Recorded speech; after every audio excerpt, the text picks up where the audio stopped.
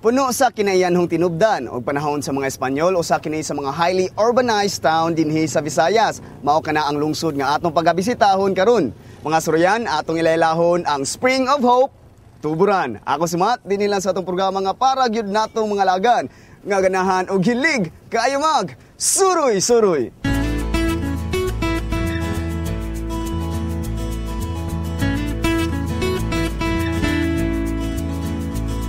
Sa natad sa turismo, ang mga lungsod ug syudad sa lalawigan sa Sugbo, daghang ikapasigarbo. Kung kamo gusto mabakasyon layo sa kabisi sa syudad, daghang lugar sa lalawigan sa Sugbo ang pwede ninyong madtuan bisan asang bahin man dinhi. Susama na lamang sa lungsod nga atong diskubrihon karon, ang lungsod sa Kauswagan, Tuburan. Welcome to Tuburan, the Spring of Hope. Tuburan. Sa pangalan pa lang, makapanglantaw na ka nga kining lungsura adunay daghang natagong bahandi ug puno usab sa kasaysayan. Mga duhag tunga ngadto sa 3 ka oras nga biyahe gikan sa sentro sa Sugbo, maabot na nimo ang lungsod sa Tuburan. And how to get there? Simple lang. Adunay daghang ruta paingon sa Tuburan. Mamahimo mo biyahe via Tabuelan gikan sa amin ng Sugbo o di ba kaha via Toledo sa Bagatan o pinagi usab sa Trans-Central Highway going to Balamban. Kay private vehicle man ang akong gisakyan paingon sa Tuburan, sa Trans-Central Highway kami niagi. Nindot kayong view ug bugnaw kaayo ang dapit. Pipila lang ka oras na tungtong na gyud nako ang lungsod sa Tuburan. Puno sa kay muot, gipangita gayud dayon nako kung nganong Tuburan ang ngalan sa ilang lungsod. Ang Tuburan is derived from the term tubod, no? That's spring, oasis. So, muna ang Tuburan, daghan kaayo ang tinubdan, gani ang ato ang mga kaigsuonan sa kabukiran, bisan ang katong mga kabukiran nga siguro na sa mga 500 to 1,000 feet above sea level, doon na kayo po yung mga spring. So, pinangga kay sa Ginoo ang lungsod sa Tuburan.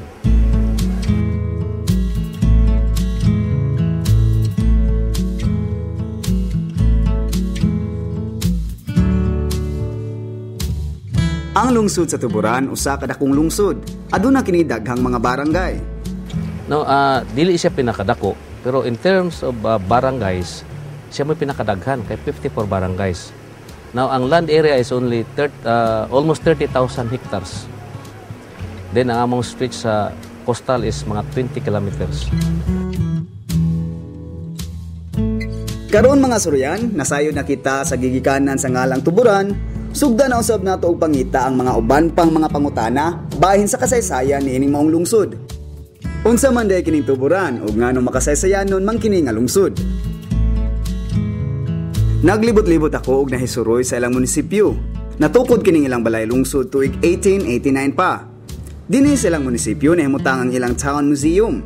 Due to some architectural changes, makita nato karon nga dili na kinikaraan kaayo tan-awon. Apan ang mga haligi nagpabilin gihapong lig-on kay tugas mang ang gigamit.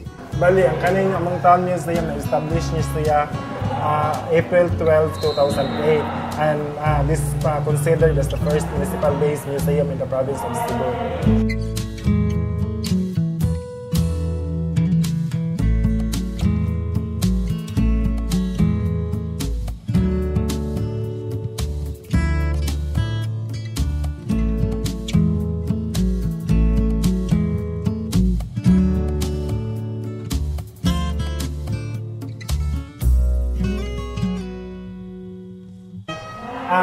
Some of the artifacts kay own sa munisipyo, like sa kanang mga typewriters, sa table, kay government property, man sila. Pila ni siya ka years eh?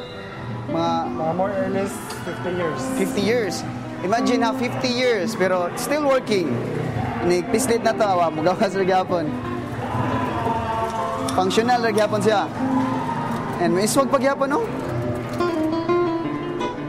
Saan siya?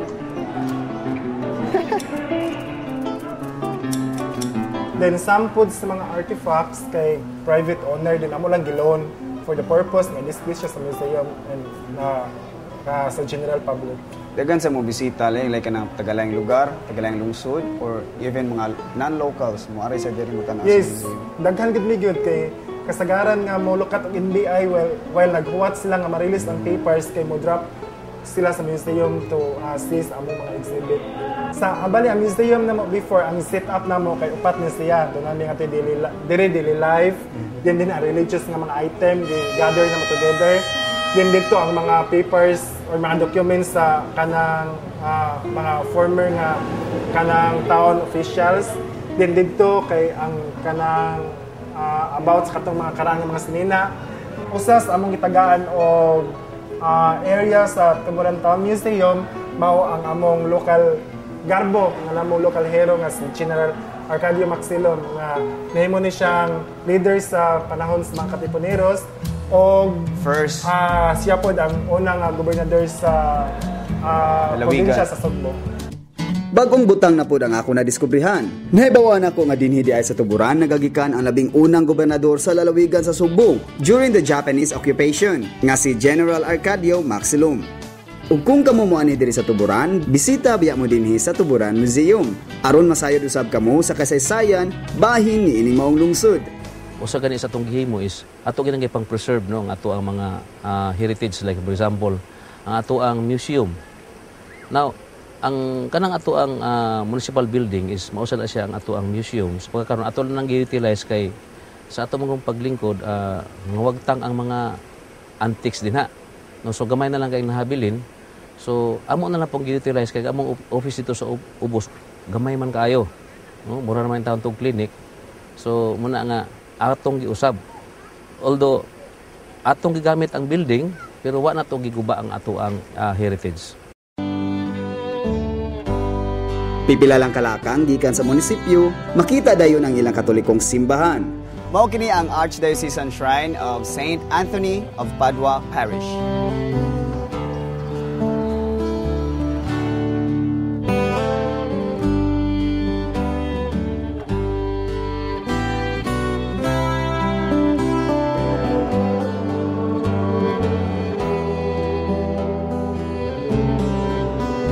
Ulas tanan, mag-iskot ang pagkatukod sa parish. Lugay din yung tukod, 1857 pa din tukod ang parokya ni San Antonio de Padua din sa Tuburan. Unya, mag-iskot ang simbahan, kinimang simbahan, hindi original yun nga simbahan. No? Kay ang original nga simbahan, siguro sa kung nahibawan, gamay na itong simbahan. No? Unya, later on, mga kaparian nga nagdumala din, itukod din yung maong dako kay simbahan. Pero wala ni mahuman kausa. Mudili, ngadto, nahuman gining dakong simbahan sa Tuburan, human sa pila ka mga katuigan nga kinigi itukod, no? Unya, mag-iskot ang pagkasride ni maong simbahan, kini natukod nga usa ka Archdiocesan Shrine in honor of St. Anthony of Padua, gatong patron saint. Bago pa lang niya itong 2007, 150 years anniversary sa pagkatukod ng parokya, mausab ang pagkatukod ni mong simbahan isip usa ka Archdiocesan Shrine ni San Antonio de Padua. Pinanguluhan ni Ricardo Cernal Vidal, kanhi mayor sa Bispo sa Sugbo nga mao mi decree ibuot nga kini mong simbahan himuon nga usa ka Archdiocesan Shrine hinungod sa atong mahal patron San Antonio de Padua.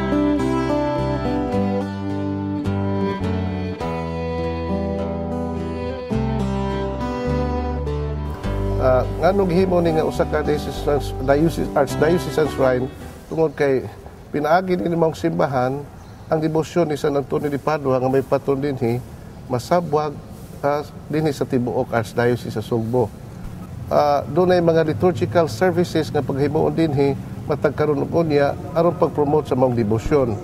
Usa niya na nga doon ay regular mass or masses hinungod kay San Antonio, doon ay confession para sa mga pilgrims, guban pa makalihukan aron nga ang atong patron San Antonio de Padua ang iyang debosyon masabwag dinhi sa kinatibuk ang Archdiocese sa Sugbo.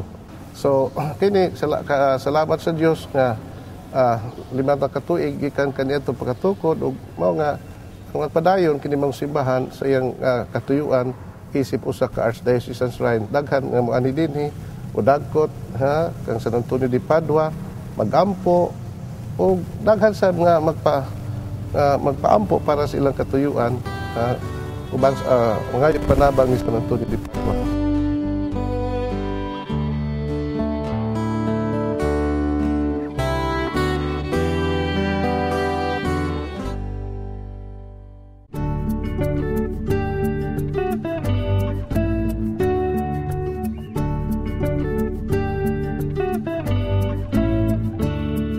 Dinhi sa Tuburan, daghan kayo og mga heritage houses. Mga suryan, piyugya ko ninyo sa akong heritage walk aron mabisita kining pipila sa mga karaang balay dinhi sa Tuburan. Gisugdan ako ang paglaroy-laroy sa kadalanan dinhi sa Tuburan, ug mao ni ang mga karaang balay nga ako mga nakita. Ngano importante man ang mga ancestral houses? Kay kini maong mga kanhi Pinoyanan sa mga unang lumulupyo ni ining maong lugara. Mo'y magtudlo ka nato kung unsa ang ilang kinabuhi sa ilang panahon. Matagpultahan nga atong sudlon, sama ra nga misulod kita sa karaang panahon. Og nahatagan kita og kahigayunan pagbisita sa atong kaagi.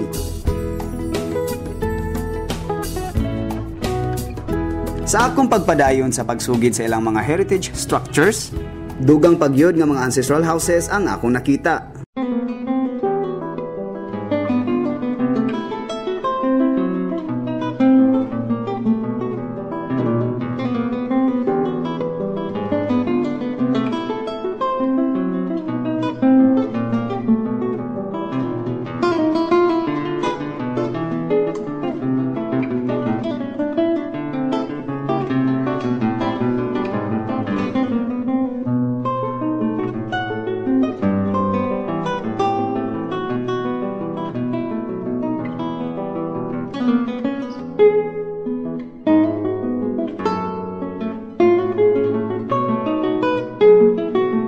Ubay-ubay usab gayud ang mga heritage houses dinhi sa Tuburan. Ug wala pa ako mahuman mga suruyan. Kita usab ko aning Herasta Heritage House.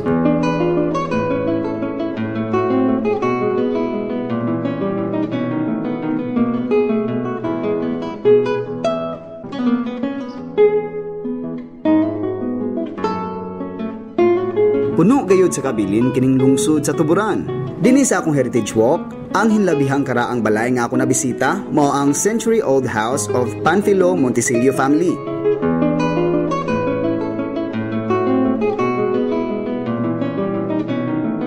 Makita nimo sa sulod ang mga kahoy nga gigamit.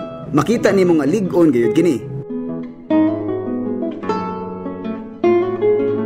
Maayo kayo nga pagka-preserve ang maong balay ug gangayan lamang gayud nga pag-aampingan aron mapuslan pa sa sunod nga mga tuig nga mulabay.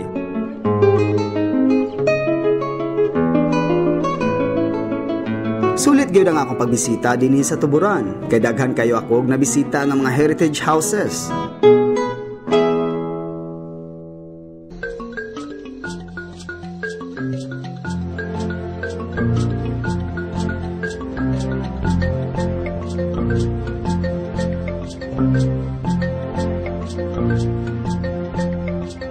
Dinhi sa Tuburan aduna usab sila tulo ka mga parks. Gitagan gayud og dakong bilis sa mga katawhan dinhi sa Tuburan si General Arcadio Maxilum, di nato makita ang iyang monumento, ang Arcadio Maxilum Park.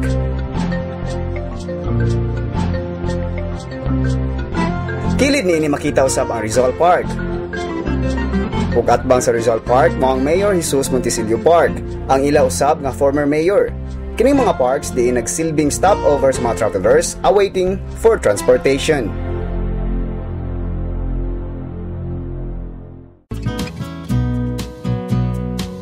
Sulit gyud ang akong pagbisita dinhi sa Tuburan, kay daghan kayo kog nabisita nga mga heritage houses. Sa akong paglibot suroy dinhi, dili gyud nako makalimtan nga ang Tuburan usa ka makasaysayanong lungsod. Puno kini sa bahandianong kabilin o sa kalungsod nga angayan lang gayud nga ikapasigarbo.